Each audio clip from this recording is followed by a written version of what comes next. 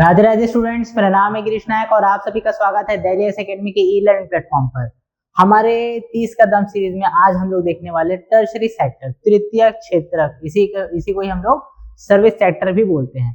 और इस service sector से रिलेटेड बहुत सारे क्वेश्चन आते हैं। बहुत इजी टॉपिक है, लेकिन इससे क्वेश्चन जो है हमारे पास अलग अलग वैरायटी में हम लोग करके रखेंगे, तो फिर यहाँ पर मिस्टेक हम लोग से नहीं होगा। तो हमारा सबसे पहला क्वेश्चन है हमारे पास, तृतीय क्षेत्र मुख्य रूप से इनमें शामिल है। ठीक है, तो हमारे पास टर्शियरी सेक्टर के बारे में हमारे पास ऑप्शन दिया हुआ है। एक्सट्रैक्शन ऑफ रॉ मटेरियल तो प्राइमरी सेक्टर है। तैयार माल का निर्माण ये हमारा सेकेंडरी सेक्टर है। ठीक है, सेकेंडरी सेक्टर है। थर्ड बोल रहे हैं हमारे पास provisions of service rather than tangible goods. ठीक है, ठोस वस्तुओं के बजाय सेवाओं का प्रावधान या फिर वहां पर उनका प्रोविजन। तो यही हमारा हम लोग सर्विस में यही देते हैं, सर्विस सेक्टर में हमारे यही रहते हैं। ठीक है, तो ऑप्शन नंबर सी हमारा राइट आंसर रहेगा। रिफाइनिंग ऑफ मिनरल्स ये किस में आएगा भाई? ये हमारा रिफाइनिंग ऑफ मिनरल्स जो है ये हमारे सेकेंडरी सेक्टर में आ जाएगा। एक्सट्रैक्शन की बात की जाए, यहाँ पर एक छोटा सा ध्यान रखने वाली बात है, जब मिनरल्स का हम लोग एक्सट्रैक्शन करते हैं तो वो प्राइमरी सेक्टर में आता है, और जब रिफाइनिंग करते हैं तो वो सेकेंडरी सेक्टर में आता है। ध्यान रखेंगे। अगला क्वेश्चन, तृतीय क्षेत्र को सेवा क्षेत्र भी क्यों कहा जाता है? क्योंकि इसमें सेवा दी जाती है, सीधा बात है। ऑप्शन हम लोग देख लेते हैं। Because it involves physical labour only, तो फिजिकल लेबर्स तो है ही नहीं वहां पे। दूसरा बोल रहा है, ठीक है, फिजिकल लेबर्स ओनली, उसका हमारा शारीरिक श्रम शामिल होता है, ये उसका कारण नहीं है, सर्विस का कारण नहीं है। बिकॉज इट प्रोवाइड्स एड और support to the production process and consumers. ठीक है, प्रोडक्शन प्रोसेस में और उपभोक्ताओं को ये सहायता प्रोवाइड करता है। तो हमारा बी ऑप्शन हमारे पास राइट है। बाकी को भी देख लेते हैं। Because it is owned entirely by the government, ये भी गलत है। Because it only includes religious and social work, ये भी गलत है। हमारा right answer option number B है। अगला क्वेश्चन देखते हैं हम लोग।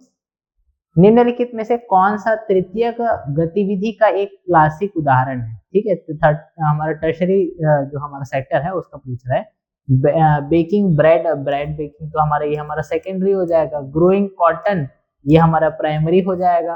ट्रांसपोर्टिंग गुड्स बाय ट्रक ये हमारा टर्शरी है। ठीक है, और माइनिंग आयरन और क्या हो जाएगा? ये भी हमारा प्राइमरी हो जाएगा। ठीक है, तो हमारा राइट आंसर है ऑप्शन नंबर सी। अगला हमारे पास निम्नलिखित में से कौन सी गतिविधि तृतीय क्षेत्र से संबंधित नहीं है बोल रहा है। बैंकिंग ये हमारा टर्शरी सेक्टर, हम लोग सर्विस प्रोवाइड कर रहे हैं तो ये है। सूचना प्रौद्योगिकी इंफॉर्मेशन टेक्नोलॉजी ये भी हमारा है। पशुपालन ये हमारा प्राइमरी सेक्टर का पार्ट है। तो और चौथा क्या बोल रहा है हमारे पास? पर्यटन, ये भी हमारा टर्शरी का पार्ट है। तो राइट आंसर होगा हमारा option number C, animal husbandry. अगला बोल रहा है एक डेवलप्ड इकोनॉमी में जीडीपी में टर्शरी सेक्टर का हिस्सा आमतौर पर होता है। एक डेवलप्ड इकोनॉमी का बात कर रहे हैं। पहली बात तो ये समझ लीजिए कि हमारे पास ना जो टर्शरी सेक्टर रहता है, जिस देश में, ये एक सामान्य धारणा है कि जिस देश में टर्शरी सेक्टर का योगदान जितना ज्यादा होगा वो देश उतना ही ज्यादा डेवलप्ड माना जाता है। तो हमारे पास यहाँ पर क्या दे रहा है, और एक और भी कॉन्सेप्ट इस बारे में है कि लगभग 33% से ज्यादा जनसंख्या अगर हमारे पास हमारा टर्शरी सेक्टर में सबसे बड़ा हमारा जीडीपी में योगदान है, तो उस आधार पे अगर हम लोग कंपैरिजन करें तो जनता को पूरे के पूरे हम लोग वर्क फोर्स की अगर हम लोग बात करें 33% लोगों को, जनता को वहां पर रोजगार उपलब्ध होता है, तभी हमारे पास 50% या फिर उससे ज्यादा बड़ी इकोनॉमी हो सकती है। ठीक है, तो हमारे पास ऑप्शन में क्या क्या दिया है? वेरी लो, अंडर 10% नहीं, equal to the primary sector नहीं, the highest among all sectors. ठीक है, सबसे बड़ा योगदान इन्हीं का ही होना चाहिए, तभी उस इकोनॉमी को हम लोग डेवलप्ड बोलते हैं। अब हमारे पास एक और पैमाना भी था पहले कि 50% से ज्यादा अगर किसी भी देश में या फिर किसी भी क्षेत्र में जीडीपी में योगदान 50% से ज्यादा योगदान अगर टर्शरी सेक्टर का हम लोग को दिखाई देता है, तो उस क्षेत्र को फिर उस देश को हम लोग क्या बोलते हैं? डेवलप्ड इकोनॉमी बोल देते हैं। स्टार्टिंग में तो यही था, उसके बाद में फिर हम लोग धीरे धीरे करके और यहाँ पर हम लोग नए नए पैमाने बनाते गए, जिसके आधार पे हम लोग ये बोल सकते हैं कि कुछ और भी हमारे पास पैमाने हो सकते हैं, कुछ और हमारे पास इंडिकेटर्स हो सकते हैं, कुछ और हमारे पास स्टैंडर्ड हो सकते हैं, जिसके आधार पे हम लोग किसी इकोनॉमी को हम लोग डेवलप्ड बोले। तो हमारा राइट आंसर यहाँ पर, तो इसको देख लिया हम लोग। अगले क्वेश्चन में चलते हैं हम लोग। 2024-25 तक भारत के ग्रॉस वैल्यू एडेड GVA में किस सेक्टर का सबसे बड़ा योगदान है? तो हमारे पास ऑप्शन दिया हुआ है primary sector, secondary sector, tertiary और क्वार्टनरी। तो भाई हमारा टर्शरी सेक्टर का योगदान हमारे जीबीए में सबसे ज्यादा है। ठीक है, जीबीए में सबसे बड़ा योगदान हमारा टर्शरी सेक्टर का है। अगला क्वेश्चन हमारे पास 2025 में भारत की जीडीपी में सर्विस सेक्टर का लगभग कितना प्रतिशत योगदान रहा है? तो हमारे पास जीडीपी में पूछ रहा है सर्विस सेक्टर का, तो जीडीपी में हमारे सर्विस सेक्टर का योगदान जो रहा है वो है 53 to 55%। ठीक है, ये एकदम इंपॉर्टेंट है भाई, याद रखे रहना है। ठीक है, अगला क्वेश्चन देखते हैं। अगला क्वेश्चन है भारत में जॉबलेस ग्रोथ की घटना को अक्सर टर्शरी सेक्टर से जोड़ा जाता है, क्यों? ठीक है, तो ये जॉबलेस ग्रोथ क्या होता है? तो अगर हम लोग ग्रोथ करते जा रहे हैं, हम लोग को दिखाई दे रहा है कि जीडीपी में हम लोग को इंक्रीमेंट दिखाई दे रहा है, जीडीपी आगे बढ़ रहा है, लेकिन अगर हम लोग को जिस रेशियो में हमारा जीडीपी इंक्रीज हो रहा है, जिस स्पीड से हमारा वहां पर ग्रोथ का परसेंट दिखाई दे रहा है और हमारा जितनी पॉपुलेशन है उसका रेशियो अगर हम लोग देखें, तो हम लोग को वहां पर ग्रोथ सिर्फ हम लोग को बढ़ता हुआ हमारे नंबर्स में बस दिखाई देता है, जो एक्चुअल में जॉब वहां पर उस लेवल पे क्रिएट नहीं हो पा रही है, तब उसको बोलते हैं जॉबलेस ग्रोथ। हमारे पास ऑप्शन क्या क्या दिया हुआ है? यह जीडीपी में महत्वपूर्ण योगदान देता है लेकिन अपने आउटपुट की तुलना में कम नौकरियां पैदा करते हैं। दूसरा बोल रहा है इनमें बिल्कुल भी कर्मचारी नहीं है, नो वर्कर बोल रहे तो गलत है। यह सिर्फ दूसरे देशों के लोगों के काम को परखता है, यह हर साल सिकुड़ रहा है, ये भी गलत है। हमारा राइट आंसर क्या है? ऑप्शन नंबर ए, क्योंकि ये लगातार कम हो रहा है बोला जाए, ये भी कम तो लगातार नहीं हो रहा है, इंक्रीमेंट हमारे देश में अगर देखा जाए तो वो थोड़ा सा इंक्रीज होते जा रहा है। अगला क्वेश्चन हमारे पास, पिछले एक दशक में भारत में सेवाओं के अंदर निम्नलिखित में से कौन सा सबसे तेजी से बढ़ने वाला सब सेक्टर रहा है? कौन सबसे फास्टली बढ़ रहा है? तो लोक प्रशासन, रियल एस्टेट, सूचना प्रौद्योगिकी, आईटी, व्यावसायिक सर्विसेज और गांव में खुदरा व्यापार। तो हमारा इंफॉर्मेशन टेक्नोलॉजी, आईटी और बिजनेस सर्विसेज में सबसे ज्यादा हम लोग को तेजी दिखाई दे रहा है सब सेक्टर के अकॉर्डिंग अगर देखते हैं तो ऑप्शन नंबर सी हमारा राइट होगा। अगला हमारे पास क्वेश्चन है, वित्त वर्ष 2024-25 में भारत में सर्विस सेक्टर की विकास दर क्या थी? ठीक है, 24-25 की बात कर रहे हैं हम लोग, तो हमारा राइट आंसर क्या होगा? 7.2%। ये डेटा है, इसको याद रखना है। ठीक है, एक और हम लोग वीडियो देखेंगे जिसमें हम लोग बात करेंगे एकदम बजट से रिलेटेड डेटा की, बहुत सारे बजट से रिलेटेड अलग अलग क्वेश्चन हैं, उन सब की बात करेंगे, तो उसमें भी अच्छे से सारे डेटा लोग को आप लोग नोट भी कर लेंगे, बेहतर रहेगा।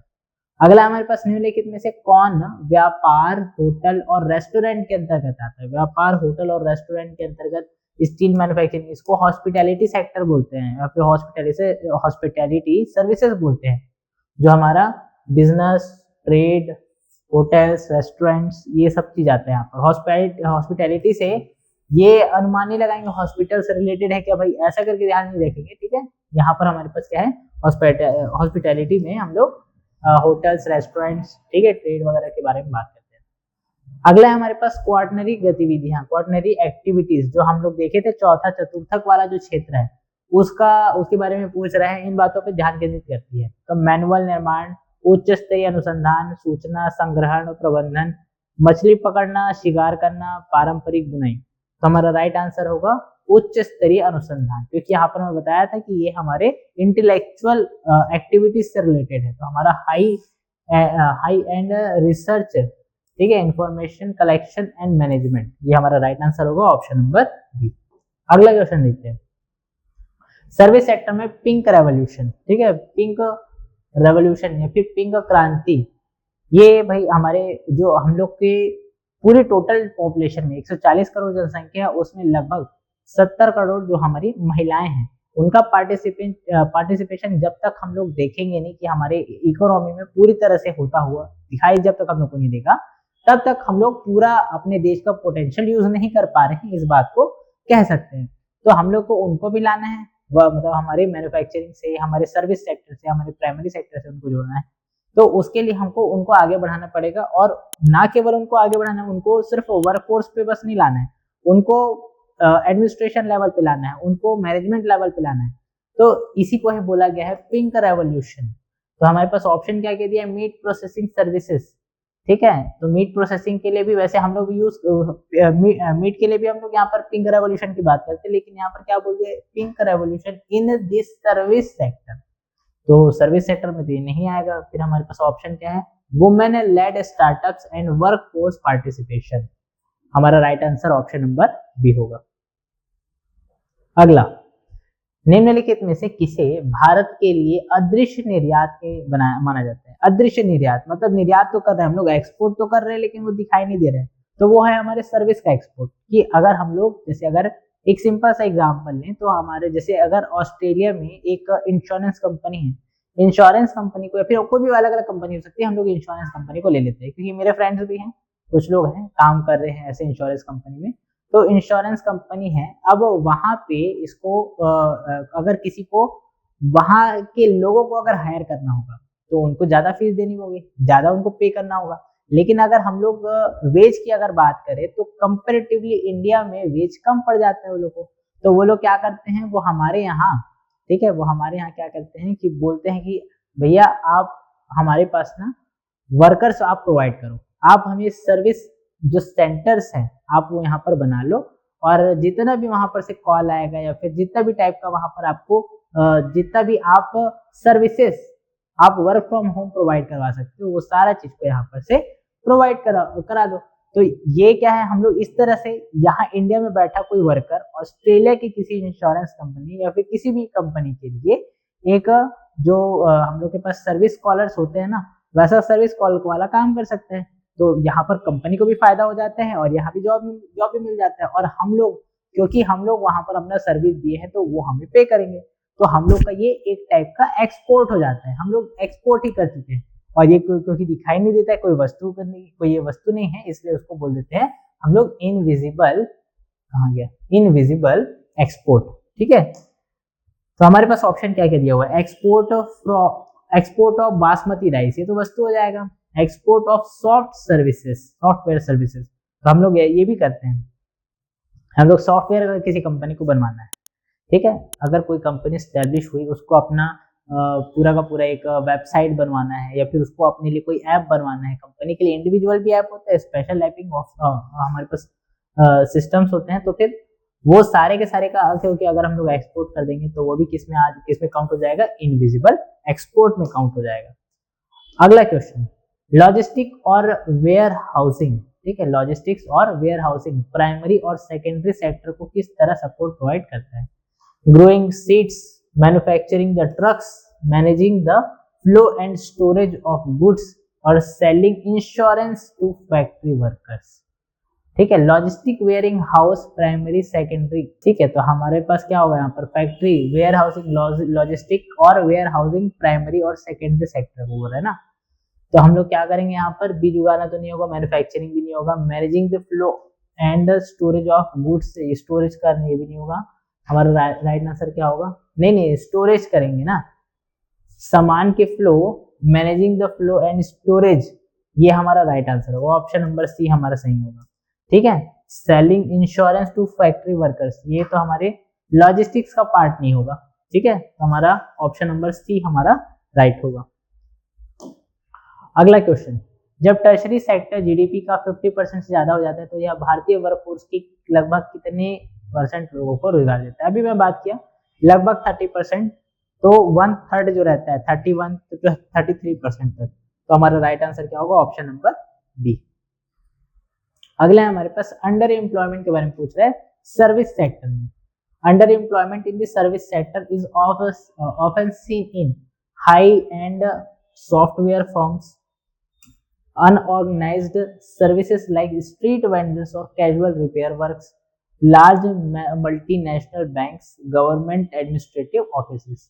ठीक है, अंडर एम्प्लॉयमेंट हम लोग को कहाँ दिखाई दे रहा है, असंगठित सेवाएं जैसे स्ट्रीट वेंडर्स हो गए, कैजुअल रिपेयरिंग वर्क जो हो गए, ये क्योंकि रिपेयरिंग वर्क भी क्या है, हमारा सर्विस का पार्ट है, तो हमारा राइट आंसर क्या होगा, ऑप्शन नंबर बी।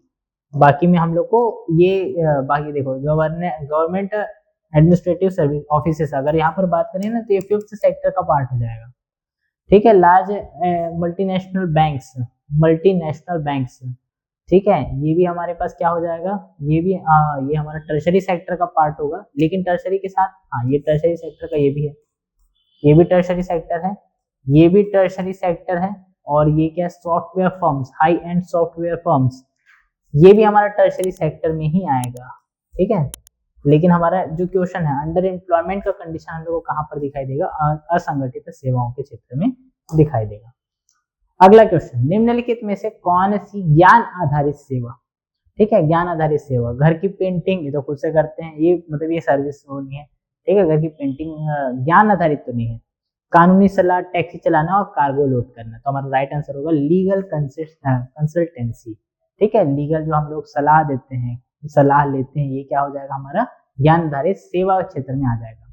अगला हमारे पास 2025 में भारतीय सर्विस सेक्टर के लिए एक बड़ी चुनौती है, क्या है बड़ी चुनौती, ठीक है, तो हमारे पास ऑप्शन दिया हुआ लैक ऑफ नेचुरल रिसोर्सेस, दूसरा बोल रहे हैं द डिजिटल डिवाइड, ये वर्ड बहुत ज्यादा इंपॉर्टेंट है, digital divide, and need for upskilling in AI automation, ठीक है। तो डिजिटल डिवाइड क्या है, डिजिटल डिवाइड अगर हमारे पास, अगर स्मार्टफोन्स की अगर हम लोग सिर्फ बात कर लें तो बहुत सारे सेक्टर, बहुत सारे एरिया ऐसे हैं जहां पर हमारे पास हर किसी के पास एक से ज्यादा स्मार्टफोन है, ठीक है। कुछ लोग हैं जिनके पास, मैक्सिमम लोग ऐसे हैं जिनके पास स्मार्टफोन है, कुछ लोग ऐसे हैं जिनके पास एक से ज्यादा स्मार्टफोन है या फिर एक से ज्यादा स्मार्ट टेक्नोलॉजी है, और अगर हम लोग बहुत सारे अभी भी हमारे तबके ऐसे हैं जिनके पास स्मार्टफोन क्या फोन भी नहीं है। तो अगर ऐसे लोगों को हम लोग को डिजिटलाइज करना है तो उसके लिए हम लोग को एक गैप दिखाई देता है इन दोनों के बीच में कि किसी के पास कुछ भी नहीं है और किसी के पास बहुत कुछ है। तो ये जो अंतर है ना, इसी को ही बोला गया है डिजिटल डिवाइड। तो ये हमारे लिए एक बहुत ज्यादा बड़ी प्रॉब्लम है और हमारे पास, ठीक है, अपस्किलिंग की भी जरूरत है हमारे एआई और ऑटोमेशन में। तो हमारे पास जो मेजर चैलेंज है वो यही है, ठीक है। तो ऑप्शन नंबर बी हमारा राइट होगा। इंटरनेट की घटती मांग, ये तो नहीं है भाई, मांग घट नहीं रही है, बढ़ रही है लगातार लगातार। प्राकृतिक संसाधनों की कमी का इससे कोई संबंध नहीं है, ठीक है। Too many people moving back to farms, ये भी गलत है, बैक हो रहे हैं, ठीक है, लेकिन ज्यादा नहीं हो रहे हैं, तो यहाँ पर टू मैनी बोल दिया, वो गलत हो जाएगा। अगला है बीपीओ। बीपीओ के बारे में अभी थोड़ा देर पहले हम लोग जब चर्चा किए कि कोई इंश्योरेंस कंपनी वाला जो एग्जाम्पल लिए वो बाहर से किसी को यहाँ पर हमारे कंट्री में, ठीक है, मतलब हम लोग मान लेते हैं ये ऑस्ट्रेलिया है, इंडिया है, यहाँ पे की कंपनी यहाँ पर अपना एक ऑफिस स्टैब्लिश की या फिर यहाँ पर के किसी कंपनी को टेंडर दी कि भैया आप मेरे ना सर्विसेज को यहाँ पर देख लेना, यहाँ पर आप मैनेज कर लेना, ऐसे करके। तो वही है हमारा बीपीओ। तो हमारे पास ऑप्शन क्या क्या थे, business process outsourcing, bank payment office, bureau of public operations, business product output. हमारा राइट आंसर है बिजनेस प्रोसेस आउटसोर्सिंग। इसका भी आउटसोर्सिंग की हम लोग घटना हम लोग को दिखाई देती है। अगला हमारे पास देखते हैं, भारत का सर्विस एक्सपोर्ट मुख्य रूप से निम्नलिखित में से किस क्षेत्र को टारगेट करता है। हम लोग सर्विस एक्सपोर्ट सबसे ज्यादा कहाँ करते हैं, तो हम लोग यूएसए और यूरोप में करते हैं। तो राइट आंसर क्या होगा हमारे पास, उत्तरी America, north America and Europe, ये हमारा राइट आंसर है। अंटार्कटिका ऑप्शन में, ठीक है, ये गलत है। हमारे पास मध्य अफ्रीका, ये भी गलत है। ग्रामीण ऑस्ट्रेलिया, ये भी गलत है। अगला है हमारे पास क्वेश्चन, निम्नलिखित में से कौन सी सेवा क्षेत्र को बढ़ावा देने के लिए एक सरकारी पहल है, ठीक है, किसको बढ़ावा देने के लिए, सेवा क्षेत्र को। तो हमारे पास ऑप्शन दिया है पीएम किसान। तो पीएम किसान तो हमारे एग्रीकल्चर सेक्टर के लिए है। चैंपियन सर्विस सेक्टर्स स्कीम, ये हमारा राइट आंसर है, ठीक है, ये हमारा राइट आंसर है। और पीएम किसान जो है इसमें हम लोग क्या करने वाले हैं, 2000 रुपए 3 बार करके 6000 रुपए हर किसान को प्रोवाइड करने वाले हैं। व्हाइट रेवोल्यूशन का संबंध क्या है, हमारे मिल्क प्रोडक्शन से है। सॉइल हेल्थ कार्ड स्कीम क्या चीज के लिए है, देखिए अलग अलग सॉइल ना अलग अलग क्वालिटी का क्या बोलते हैं मटेरियल हम लोग को उत्पादित करवा सकती है। जैसे अगर हम लोग देखते हैं, अगर लाल पीली मिट्टी में हमारे धान की खेती की जा सकती है, लेकिन गन्ने की खेती उतने अच्छे से नहीं हो सकती, कपास की खेती उतनी अच्छे से नहीं हो सकती।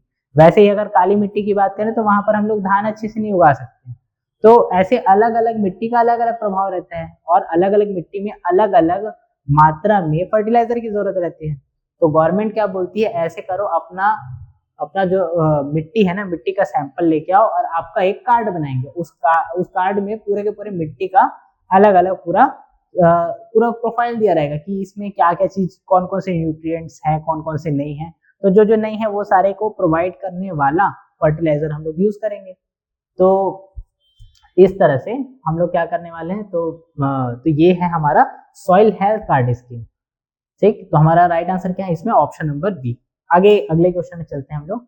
मेडिकल टूरिज्म, मेडिकल टूरिज्म, भाई जो हमारे इंडिया में ना जो मेडिसिनल जो प्रोडक्ट्स रहते हैं, प्रोडक्ट्स की बात की जाए, चाहे हमारे सर्विसेज की बात की जाए, हमारे डॉक्टर की फीस की बात की जाए, सब में हम लोग बाकी देशों की अपेक्षा सस्ते में हम लोग का काम, हमारे यहाँ काम हो जाता है। ऑपरेशन की बात करो, अलग अलग टाइप के ऑपरेशन हमारे यहाँ बहुत अच्छे तरीके से उपलब्ध होते हैं और अच्छे अच्छे मतलब डॉक्टर बहुत बढ़िया बढ़िया हमारे यहाँ है। तो हम लोग को ना बाहर जाने की जरूरत नहीं है, बल्कि बाहर से दूसरी कंट्री से हमारे यहाँ आते हैं, क्योंकि अगर वहां पर अगर सेम ऑपरेशन अगर वहां कराएंगे तो करोड़ों का खर्चा हो जाएगा, लेकिन अगर इंडिया आके कराएंगे तो करोड़ों बच जाएंगे, लाखों में काम हो जाएगा।